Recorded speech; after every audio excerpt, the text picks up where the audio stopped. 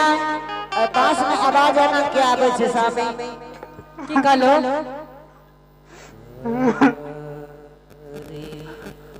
आहे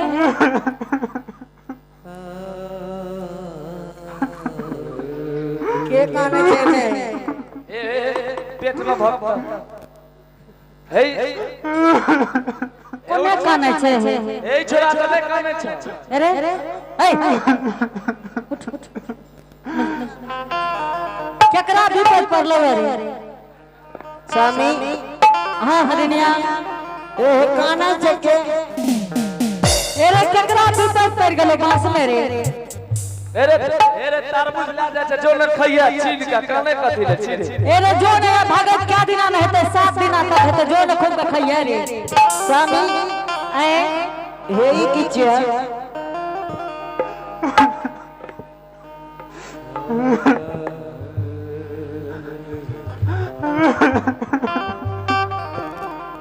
हे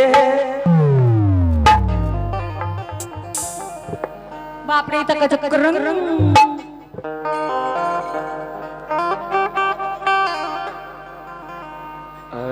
ए हे जलाने भागा लुचु लुचु नहीं करी हने अब एने अब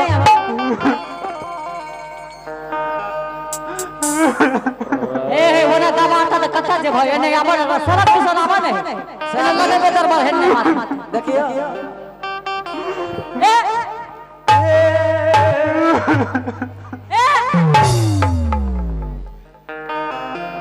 ए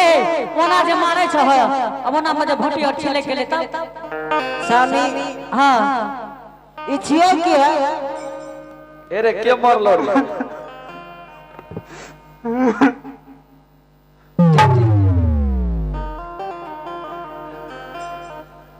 हे एकरा है लहू आर कना लागल छे हे चमकै आर स्वामी हां हरिनिया लागल छे कुछो न छे लाल के ढेरी छे ना हे एयो ठेंग पकड़ा बाप रे बाप ई त केना न करे छे कछ कडिंग ए रे हे एला लाठी लाठी लावा नहीं तू तो जना करे छो टांगे में लटक देता कुछ और नहीं छिए ए हरुका ए है ना सुनो हम कहै छियै कुछो हेते ने हां दोनों टांग पकड़ के घिसिया के ओने कदा ए एने अब एगो ती पकड़ा एगो एकरा का पकड़ते है घिसिया का पकड़ा नहीं पकड़ा छोड़ दे ए कौन जलाने छे कौन काम तो नहीं रहा है अब बांस काटो ए ना एकरा घिसिया एकरा पकड़ा नहीं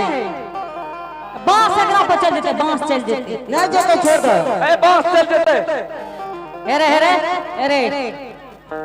अरे तोरा कहै छो त ई त केना न करे छै स्वामी ई कुछो न करते मांस काट लेबो हे ये हाथ काट ये स्वामी ना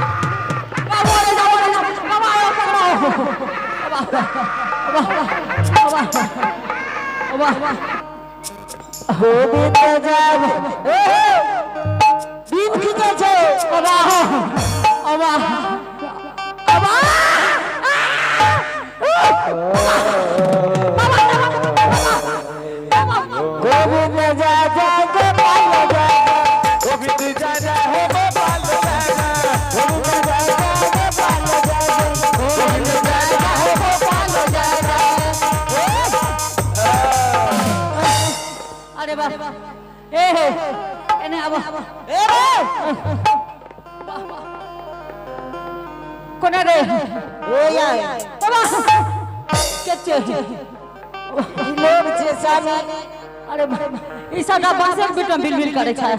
सब का सामी बांस के बीच में बिल करे छे। अरे वाह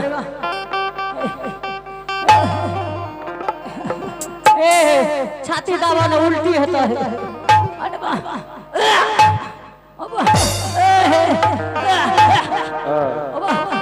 रुको ना सामी ई भाग नहीं छ सामी की कहे छ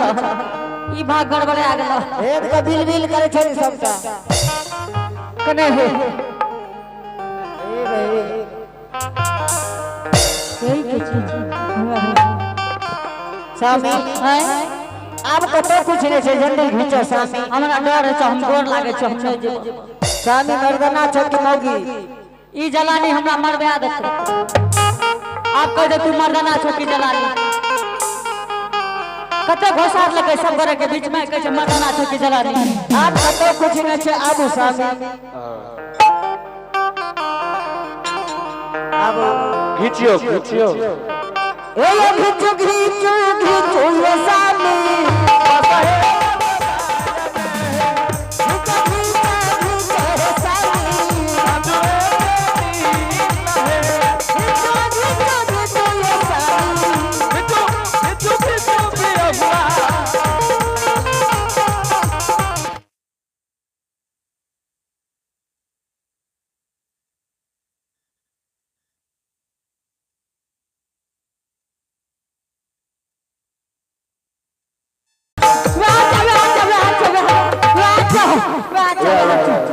काट लगा रहे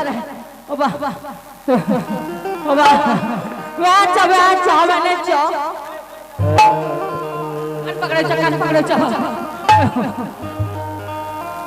ओ वाह कान पकड़े चायो ओ वाह ओ बाबा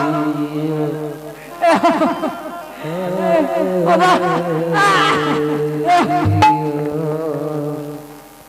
ओ गोर लागे छे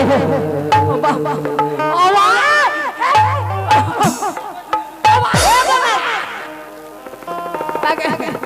पावे हे बगला हे अरे वाह गोविंद जा जा गोपाल जा जा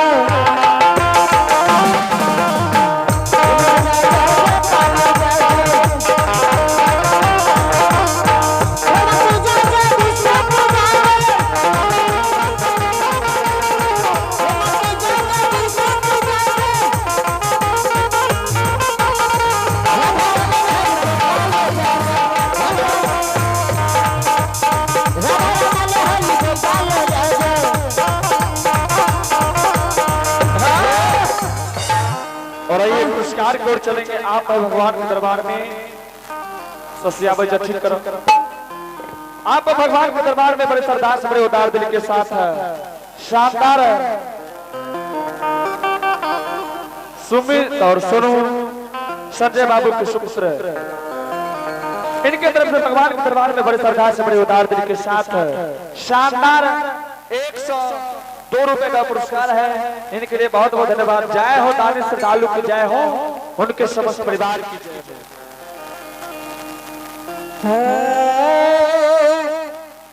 स्वामी हाँ हरनिया एक कथी लिए स्वामी है जालिया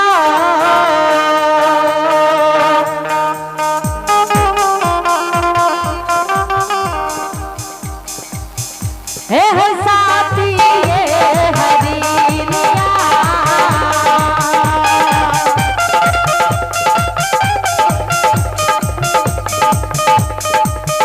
हे चाला है गिराही ये आय बाबा आहाना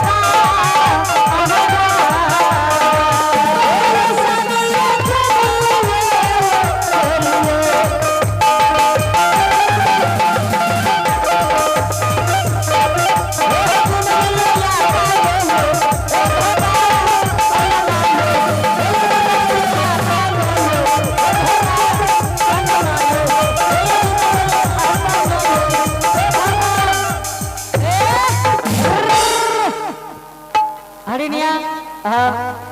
जल्दी सिंडला दौरा तैयार करे स्वामी हाँ हरिनिया